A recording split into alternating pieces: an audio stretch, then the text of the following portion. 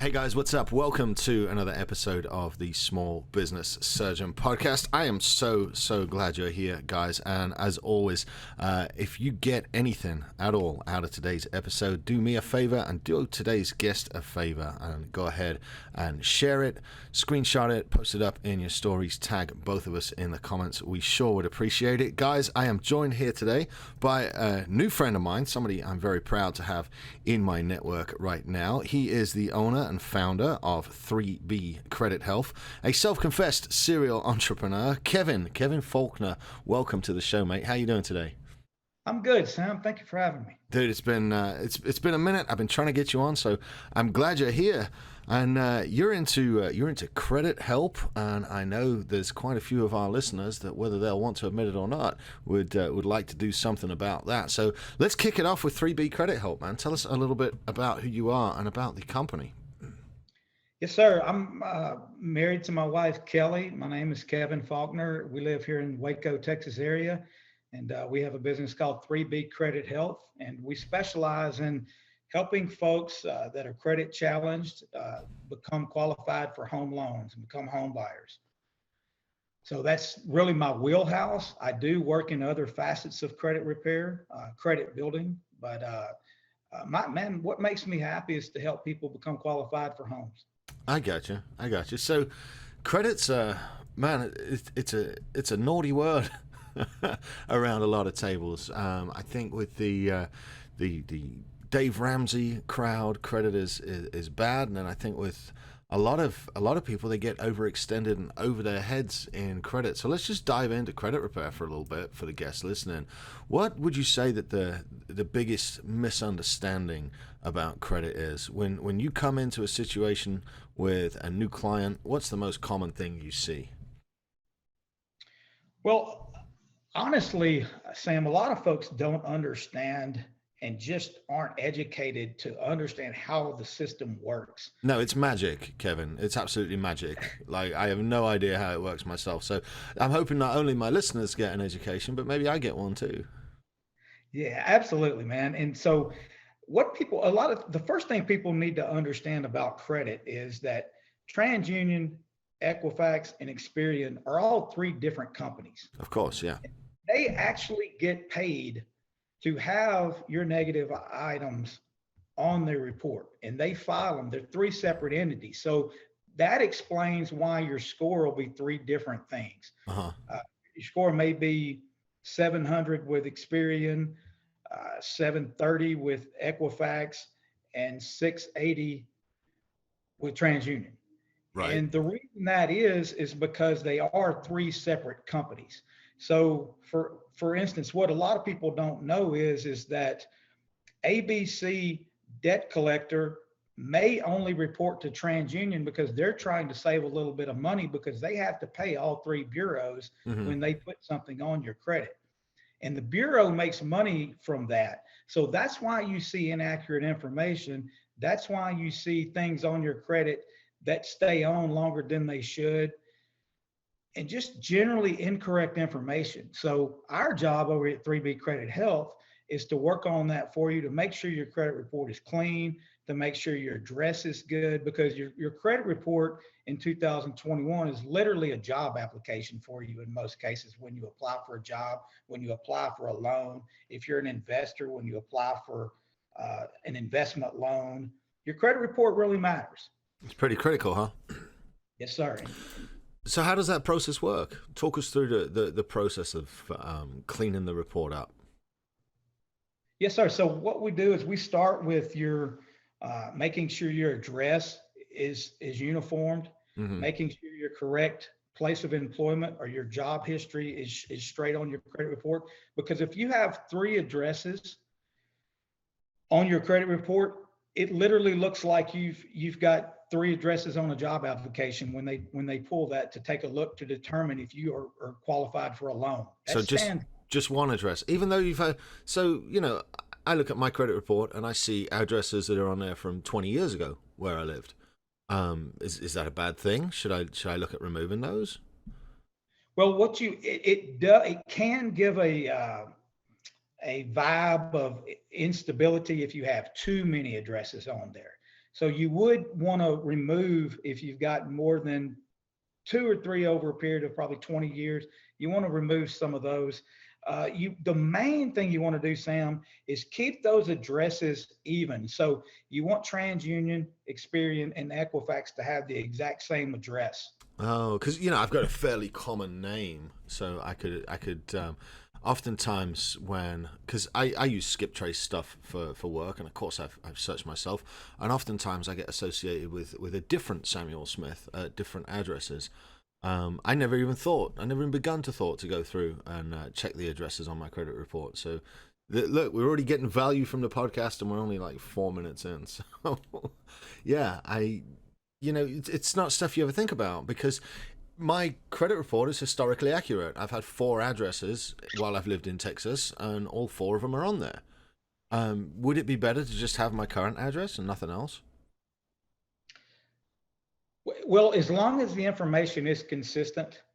How long have you been in Texas? Remind me. 20 years. Yeah, 4 addresses in 20 years is not going to really set the world on fire in a negative way with somebody looking at your credit report. Now, if you've got 8 addresses and that obviously is not going to look extremely stable when you're trying to apply for a loan. So there's a lot of common sense factors into this stuff, because think of it from the aspect of what is going through that lender's mind when that lender looks at this, whether or not nowadays it's automated. Back in our day, it was looked at by an actual human. Right. But even still, the algorithms pick it up just like a human does. So they're looking for the same thing. So when you look at your credit report, look at it from the lender's eyes and think, is this something this lender would say, yes, this is a stable person. This is somebody that we can count on to pay our money back? Because that's the question they're asking themselves. I mean, I think I can be counted on to pay it back. I don't think that changing my address would have much to do with that. What other major mistakes do you see on these people's credit? Well, a lot of times, because they get paid, TransUnion, Experian, Equifax get paid to have these negative items on your credit. They will lie about dates. They will lie about how long the item needs to be on your credit, and they will keep it on there as long as they possibly can. Okay, because each company's paying for each hit, right? Yes, sir. So TransUnion, Experian, Equifax, literally 3 different companies, literally making 3 incomes, working on their own as separate entities, because that's what they are. And their job is, obviously, like any company, to get paid. So, well, yeah, think of it like that. It's a quite a bit of a nasty business, Sam. I mean, the way this thing, I had no idea how unethical these credit bureaus operated until I dove deep into this business. Well, I don't either. And I really want to talk about Kevin and your journey, but before we do, just a couple more questions.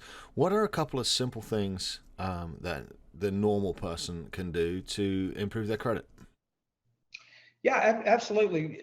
Take a look at your credit. You get 1 free pull from each bureau every year.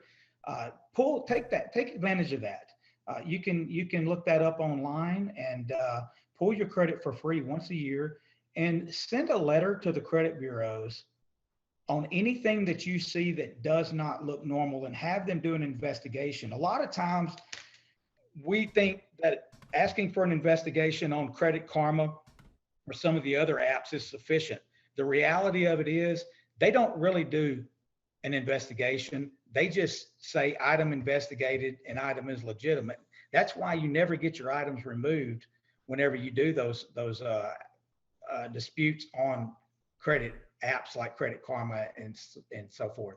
So the best way to do this is to send a snail mail letter to the credit bureaus, all 3 of them, and ask them to do a full investigation of anything that doesn't look right to you. Because by law, through the Fair Credit Reporting Act of 1970, they have to provide proof of why this is on your credit. Right.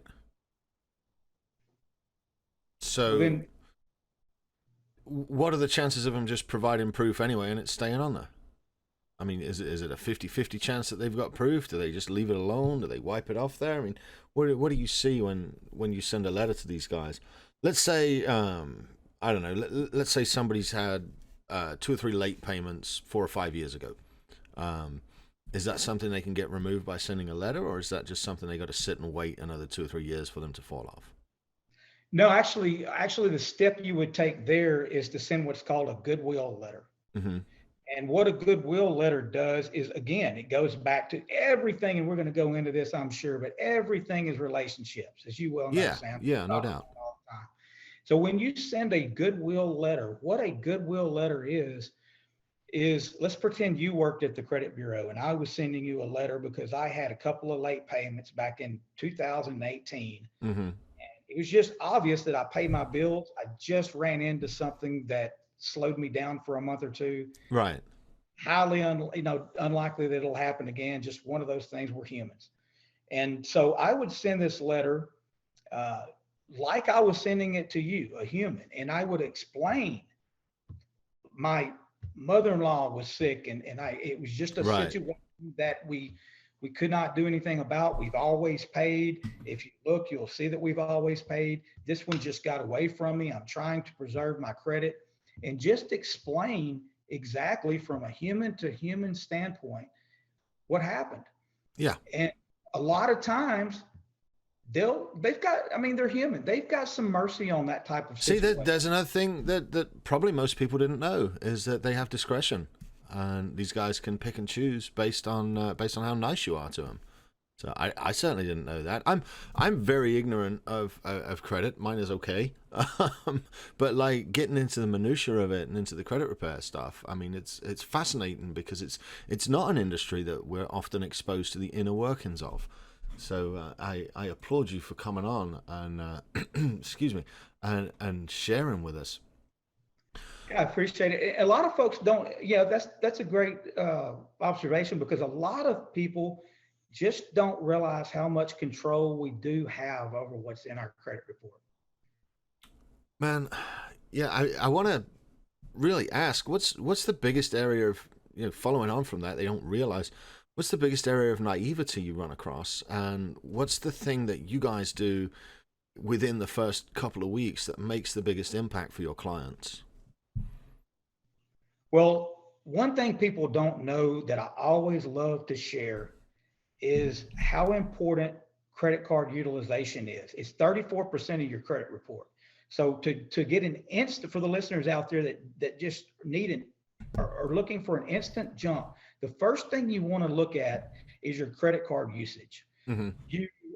You want to keep your credit. Now, the marketing, and again, that's something I'm sure we'll dive into, is marketing, but everything is about marketing, and the credit bureaus are no different. With marketing, they want you to use the maximum that's on your credit card. So if you have a $10,000 limit on your credit card, mm-hmm. they want you to stay at $10,000, and they want you to pay that minimum payment every month and keep your card at $10,000. Well, but here's the thing that most people don't know. The algorithms of the your credit score actually penalize you for doing that. Because to the lenders, to the people that actually look at your credit score and use it to make decisions on whether or not to loan you money, what they see is when this person has an opportunity, they're not responsible, they're not necessarily disciplined. So it's more important, it's better practice to have 5 cards with a $10,000 limit with only $2,000 on each card, mm-hmm. 20%. Than it is 1 card that you have $10,000 max on, and you've got it maxed out every month, even if you pay it on time. So the same amount of debt, but spread between different accounts, shows you're more reliable, better, got better judgment, better discipline. Yes, discipline. That's what they're looking for. And how else do you show discipline than to prove that you can manage credit cards without maxing them out? Yeah. It's crazy. It's not, you wouldn't think it was right in a right and wrong world that they would say, well, we're going to give you this much room on a credit card, $10,000 on a credit card, and then to turn around and penalize you for using that credit card. But that's how it works. Man, this is just a crazy peek into the world of credit repair that not a lot of us get, and we may circle back to it. I may just tell everybody to just hit you up for more information because it's been very informative. I know I'll be following up with you because I'm intrigued to learn more. But I want to talk a little bit about you, Kevin, because your credit repair business is it's still in its infancy, and you've got a fairly long history. So I know you did a lot in sales. Tell us a little bit about your background and what it was that led to getting into entrepreneurship for yourself. Yeah, absolutely, man. It's quite the interesting story. I'd love to share it. I have an extensive sales background. I've been in sales my entire life. I started out my first experience with sales was I was the guy that drives the meat truck and comes and knocks on your door to door, and sells steaks, chicken, and seafood. You ever seen that guy that does that? Oh yeah. We used to have that back in England. It wasn't. It's not. It's not a mystery to me to see the guys go door to door and sell stuff. So you would have a delivery route, and then you get paid a little bit extra for upselling, maybe. Well, I made a commission.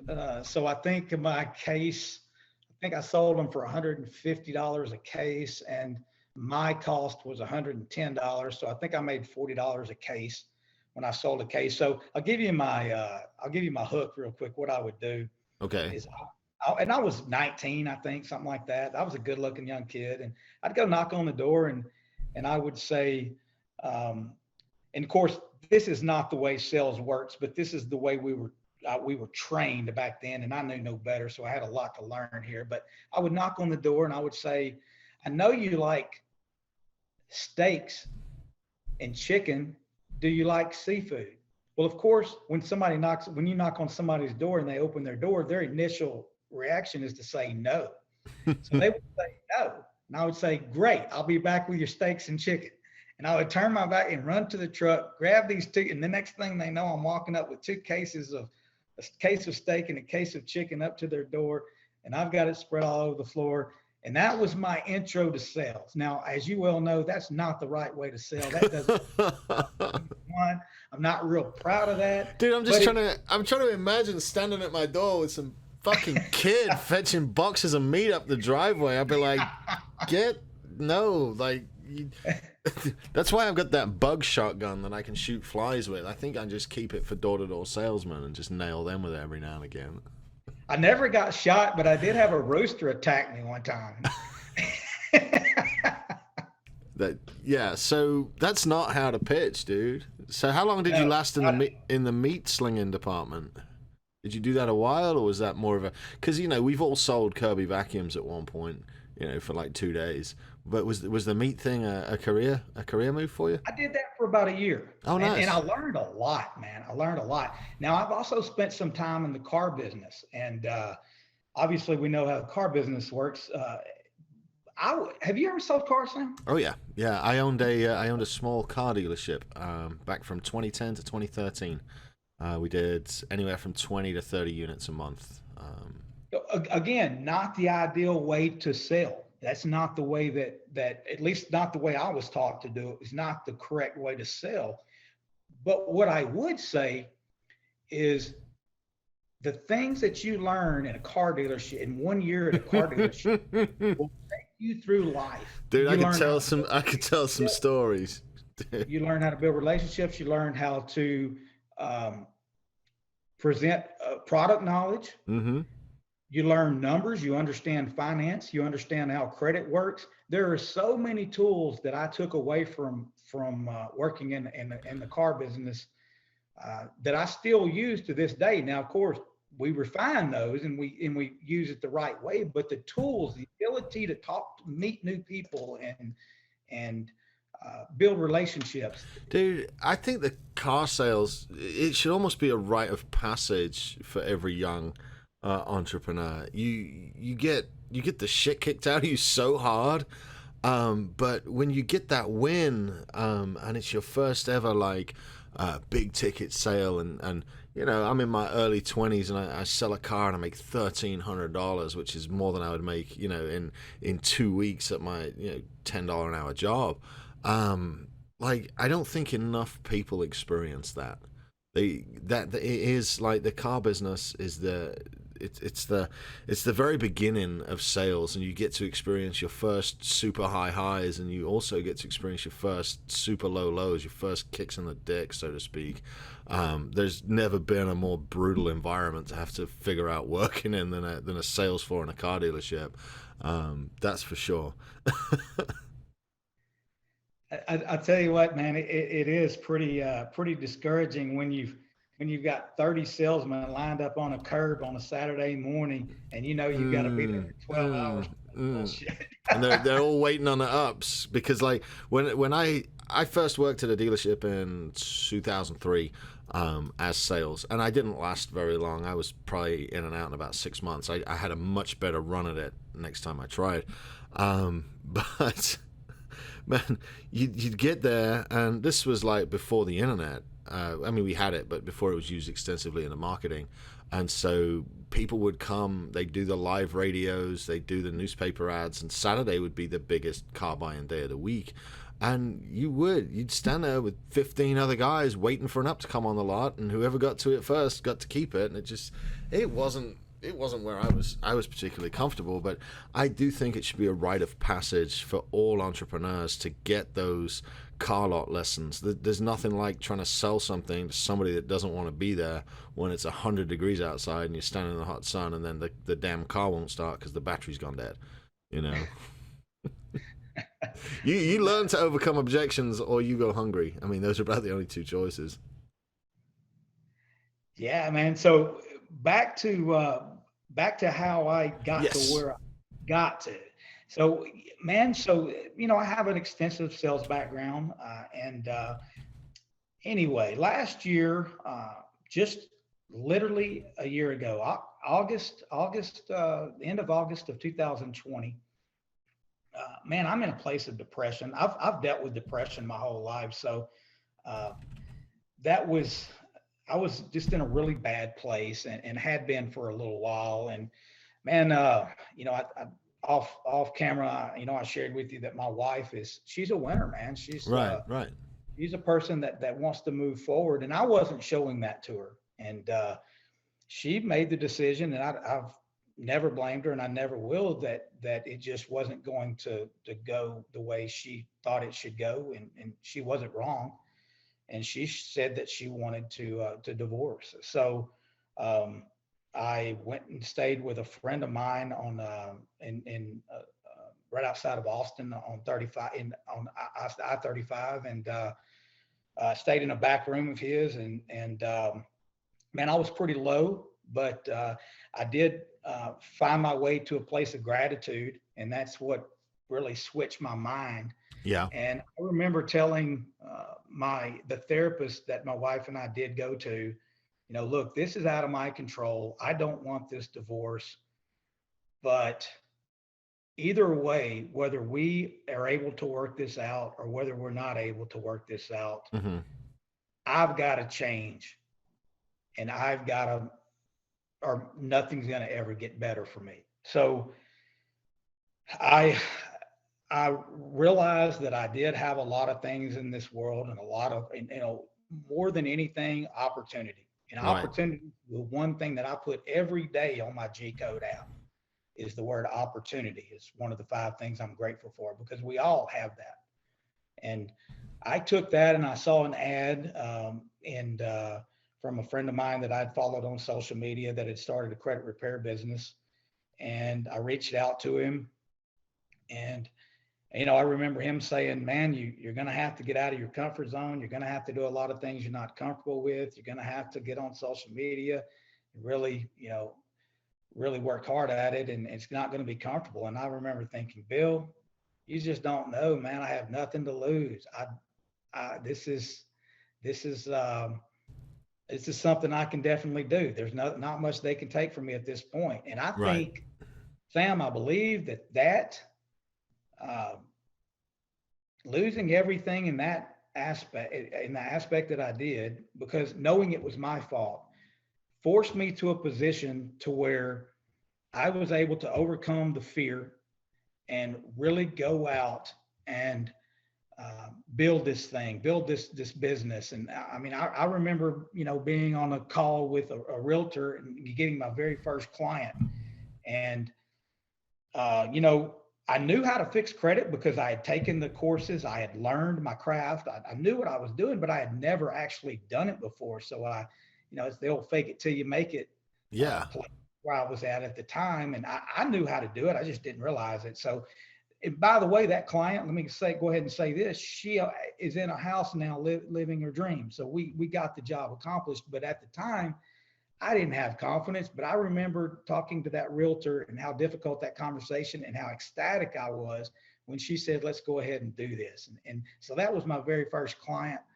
And I was driving an hour a day each way on I-35 because I did have a job as selling bathroom and kitchen remodels. Mm-hmm. So that's what paid the bills. And I built that business at night, literally using my iPhone.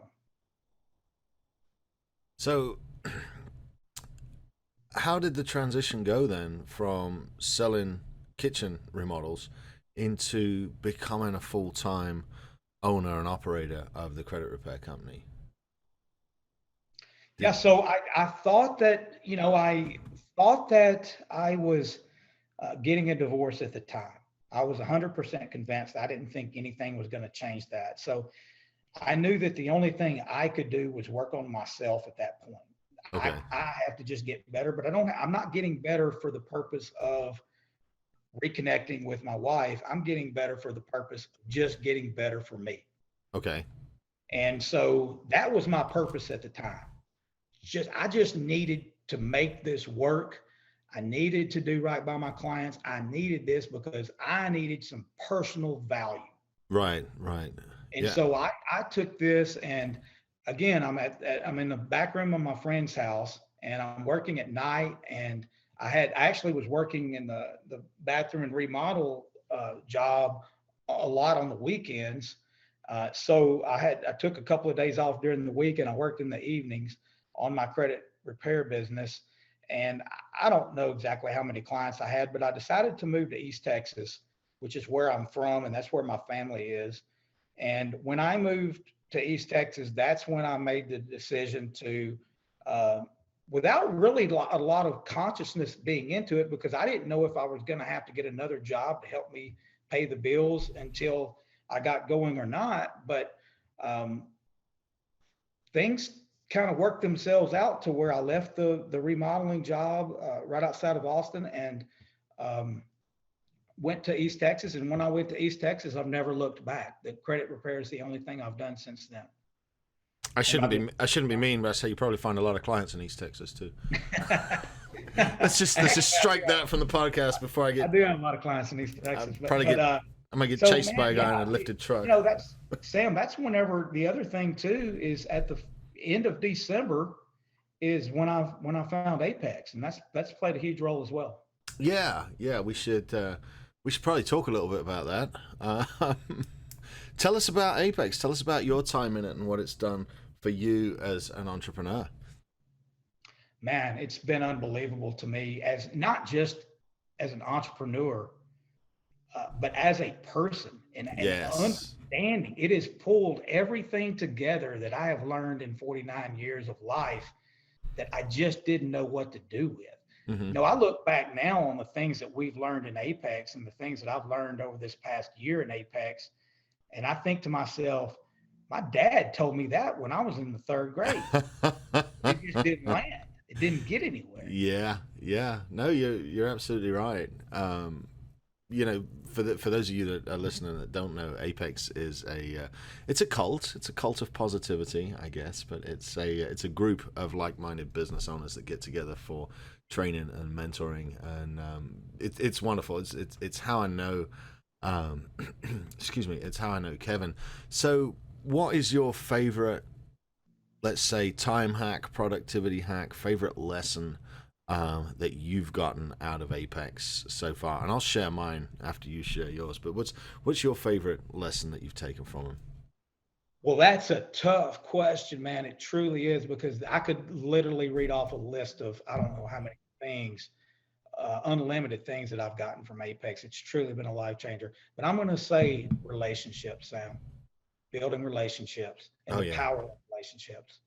And knowing that the one thing I like about the group is the ability to reach out and start relationships. Everybody in there is willing to engage if you do the work. For me, and I want to ask you about this too, but for me, it was amongst everything else on the list, it was time management, and actually using a calendar and a schedule. Have you found that to be useful yet? Absolutely, man. I was one of those guys that was literally afraid of the calendar, and I lied and said, hey, I'm not a calendar guy, man. I'm just not one of those type of guys. I don't Me want to too. be Yeah. calendar. Mm-hmm. But what it really was I was scared of it. Yeah. I don't know why. There's no real logic there, but man, I got on the phone with Clint Reagan. I'll give him a shout out here, because we were on a call and he said, "Man, get your phone out. We're going to set this thing up right now." And in 5 minutes, we had that calendar set up, and my life has been changed ever since, because I learned along with the calendar came time blocking. Yep. And And I'll say this too, Sam. I got on a call with Thomas Keenan, and I heard Thomas on this podcast, which is a great podcast, by the way. If they haven't listened to that one, they need to listen to that one after this one. thank you. What an amazing podcast that was. But Thomas told me, the call was, I was just not in Apex very long, and he, I reached out and I said, "Man, I'm overwhelmed. I don't know what to do. There's just so much. It's literally drinking from a fire hose in Apex. There's so much benefit to it." And Thomas said, I had a 30-minute call with him that only took 8 minutes, because I said, "Man, I'm overwhelmed." He said, "Look, here's what you do. You um, work on build your machine. You started at week one, you do that. You start it with, then you go to week two and you do that. And you go and don't worry about anything else." And I said, "Well, what about all the people that are reaching out to connect?" And he said, "How did you connect with me?" I said, "You sent me your calendar, and I put a time on there. Got on it." He said, "There you go, do that." And then you know how Thomas is, and he's just real quiet. And I'm like, "Well, that's it, man. I mean, I'm going to do that. I'm going to implement what you said." And he said, "Well, what else you got?" And I said, "No, man, I think I'm cured. Let's roll. Let's go." I mean, it really is the ultimate accountability tool. I love having a calendar. I love being on a schedule. I had some friends hit me up Friday night to go to the bar, which is something I seldom do. And I had already got stuff scheduled for late to Friday evening and then early in Saturday morning. And they're like, "Well, why come you never see us no more?" And I'm like, "Because you got to get it on the calendar." And it really does make a difference. So if you don't have your calendar set up, take it from me and take it from Kevin. Go and get that set up. All right, Kevin, it's time to share with the group, man. What books are you reading recently, and what's one that's really stood out to you? Man, I'm reading a book called Atomic Habits right now that I am all in. What an amazing book. Have you read that one? I own it. So I'm guilty of having a stack of about, and every one I read, I add like 3 more to the pile that come off of podcast guests and come off referrals. Yes, I do own it. No, I have not started it yet. I actually just started Profit First this morning because I actually landed the author of that. He's coming on the podcast in a few weeks, so I wanted to have read his work before he gets on there. But tell us a little bit about Atomic Habits, man, and what you're pulling from that book. Yeah, man, and it has taught me so much and opened up my eyes to so much about why we get into the things that we get into, and it just deep dives into how to stack your habits, how to replace bad habits with good habits, and the science behind it. Man, it is so good, and it goes with credit repair, the same things that make us allow us to, or cause us to hurt our credit to begin with, are bad habits. Mm-hmm. And so, man, it goes with so much. It goes with, I'm going to implement it into a course. I'm going to implement the book, what I'm learning from the book Atomic Habits, into a course to help folks in the same way that with credit repair and with all aspects of life. Mm-hmm. Because everything in life is based on habits, Sam. Everything. Oh, It's just absolutely. Yeah. accumulation of small habits put together. So, yeah, man, that book I would highly recommend. It's by an author named James Clear. Mm-hmm. He's actually got a lot of things out, but I would start with that book. It has been amazing for me. It's definitely a game changer. And you find that if the time, the time's going to pass anyway, so you might as well use it intentionally by building good habits and getting that stuff done anyway. I still haven't managed to get into the habit of working out, but it's on my calendar, and I begrudgingly go do it every day. And talking of the habit of working out, you're running through 75 hard right now, right? Yeah, absolutely, man. And that has been another game changer. I'm only in day 33 of it. I mean, I that's know you don't can say end up, only. That's almost halfway through. Yeah, yeah, I've never made it through. I've hit it twice, and I've injured myself both times. I've never made it through, but yeah, I keep thinking I'll put it on the list. What are you learning from the process? oh man, you got another 5 hours. It truly has.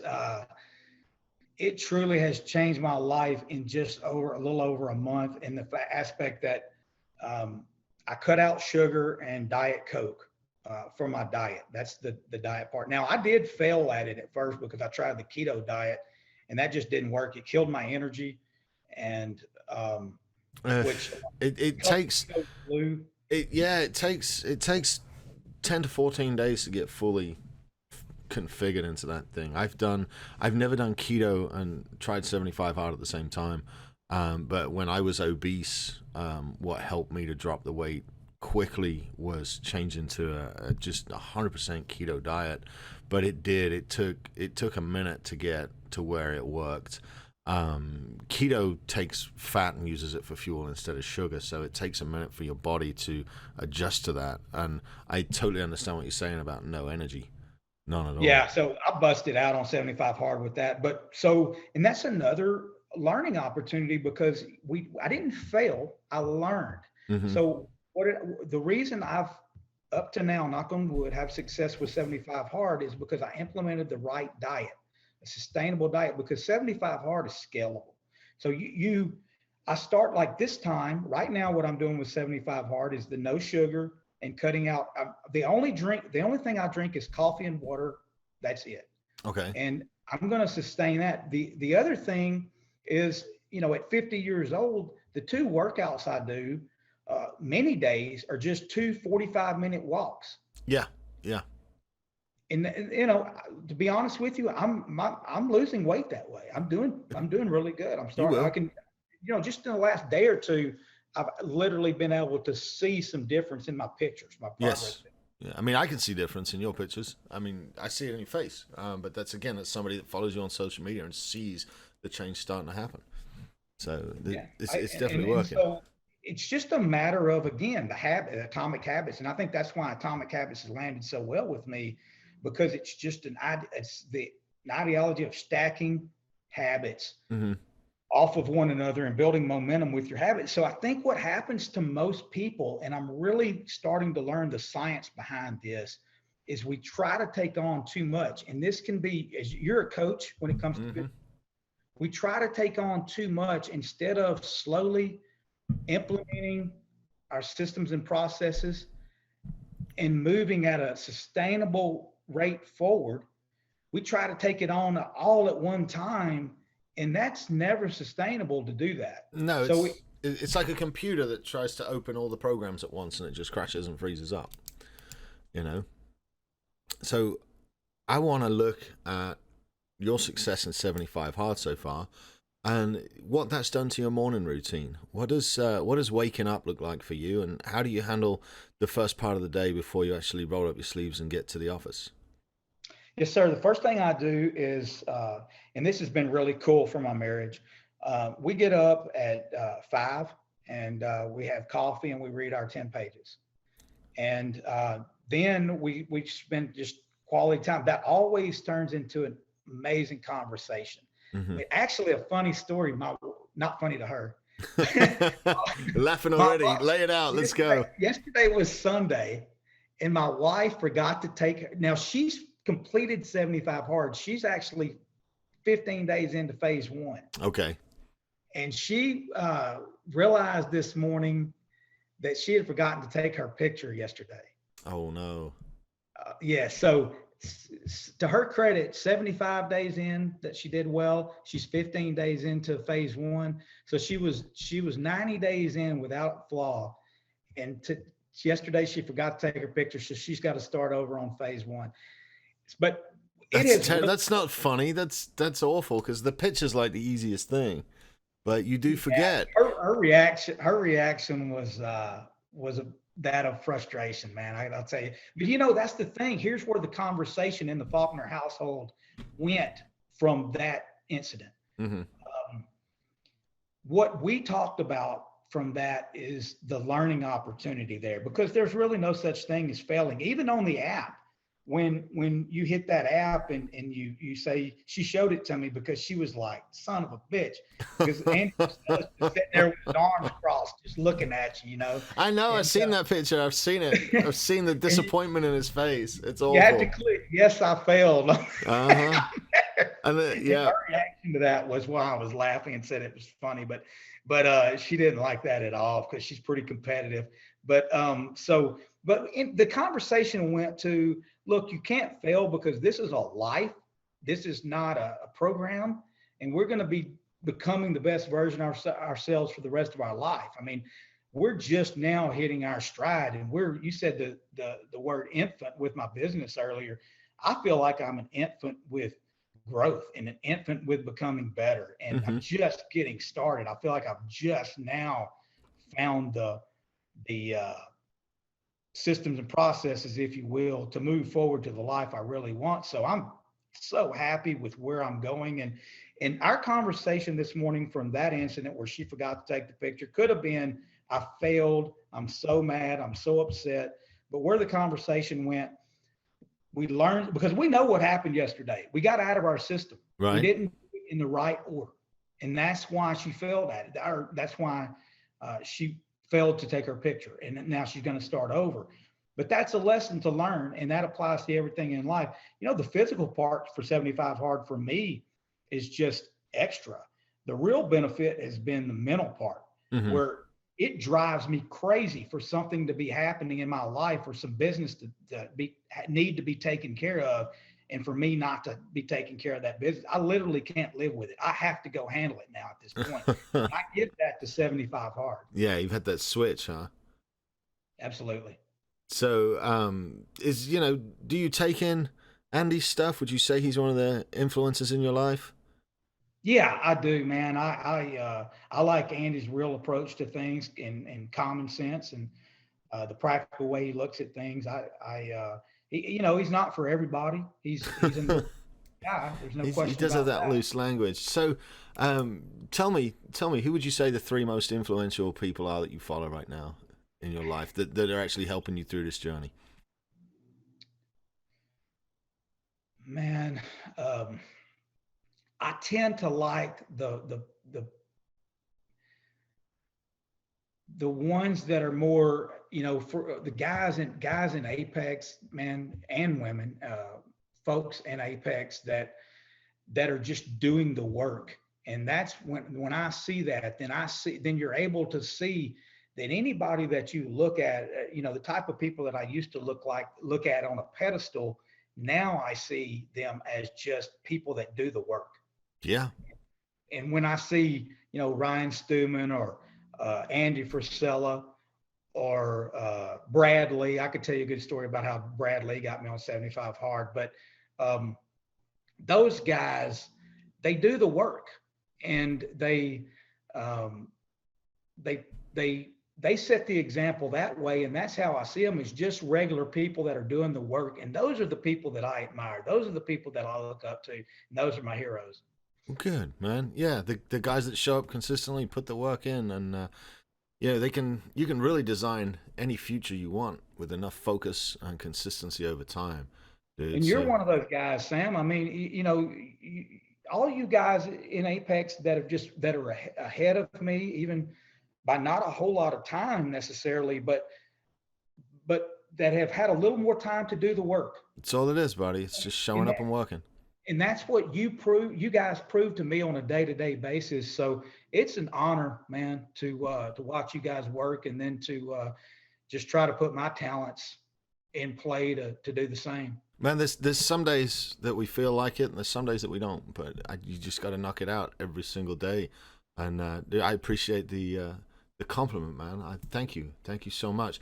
All right, before we wrap this up, I got just a few more questions for you, dude. This one I ask, and it's a little bit cheesy, but I ask it of most of my guests, dude. If you could step back in time a little bit and just chat with 25-year-old Kevin, or maybe 30-year-old Kevin, and knowing the journey that he's going through, what's one piece of advice you'd give to that guy? Protect your relationships. Protect your relationships. All right, expand on that for me for a second. I didn't understand the value for value until, quite honestly, fairly recently, man. It's a different. I didn't know what it meant, man. I didn't understand that if I had heard the saying that you are the average of the 5 people you're around the most. I'd heard that saying, but I just didn't know what that meant. And I've been very blessed to have a lot of opportunities to be around some great people. And it wasn't on purpose, Sam. My heart's always been good. But because of some of my limiting beliefs and because of some of my insecurities, I let people down. And not only did I let others down, I let myself down. Because there's no way, if you don't believe in yourself, that you're going to perform for other people. There's no way that if you don't have personal integrity, that you're going to be able to have integrity with other people. So you could rephrase that to say, work on your personal integrity, which to me, that goes hand in hand with protect your relationships. Man, some real wisdom there. And I know I've lost relationships over entrepreneurship that maybe I could have done a little bit more to protect. But again, we talk about it a lot, that you are the average of the group you surround yourself with.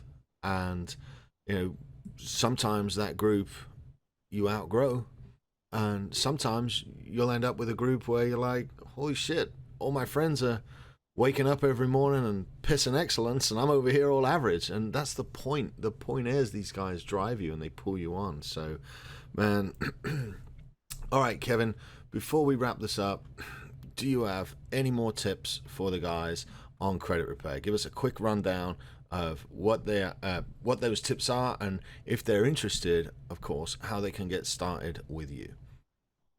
Yes, sir. So obviously the biggest thing that I would say with credit repair is to first work on your utilization. Look at your utilization. Utilization is how much of your available credit you're spending, correct? Yes, sir. Yeah. Exactly. Well, we'll break this down for people like me that don't fully understand. Yeah. So your utilization is what we talked about how much basically your debt ratio. When you look at with your available credit and what that you're using. So again, that the breakdown of how to use a credit card that I shared with you earlier about if you have 5 credit cards with a $10,000 credit limit on them, but you only keep $2,000 on those cards. That's your utilization. Right. So at that stage, you would be at 20% utilization. If you had one card with a $10,000 credit limit on it maxed out, you would be at 100% utilization. Right. Utilization, people don't realize, counts 34% of your credit score. That's big. Yeah. Big. Yeah. So just by paying off some, people can go into right now, as soon as they get off this podcast, look at their credit card and get that down to 20%, because there's a lot of people that have the money to pay their credit cards. They just don't know this too. Right. And increase their credit score significantly just by paying their credit cards down and leaving them at 20%. It's a marketing scam to give points away the way they do for credit cards. Right. Huh. That's all that is a marketing scam. They're just trying to get you to use your credit cards. Credit cards are for three things.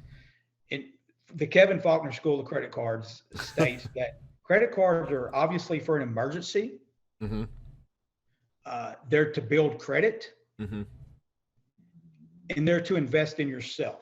So, for instance, if you bought an Apex, bought a membership into Apex, it's okay to use a credit card for that, because that's investing in yourself. You're going to make that money, tenfold to do that. So that's Mm-hmm. a good way to use a credit card.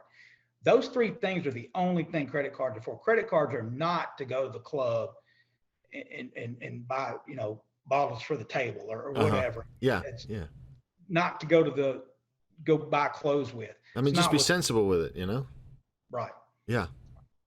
Yeah. I like that. So, man, if you need some credit rescue, Kevin is clearly the guy to do it. You've already explained a bunch of stuff that I wasn't aware of, Kevin, and I'm very, very pleased with that. Thank you for doing that, and I hope the listeners have got something out of you today as a guest. Do me a favor though, if these guys are interested in connecting with you and learning more about how to repair their credit, what's the best place for them to reach you? What's the best resource for them? I'll keep it simple and give you two methods to reach me, Sam. 3B Credit Health Consulting is my Facebook group. Okay. Obviously on Facebook, 3B Credit Health Consulting.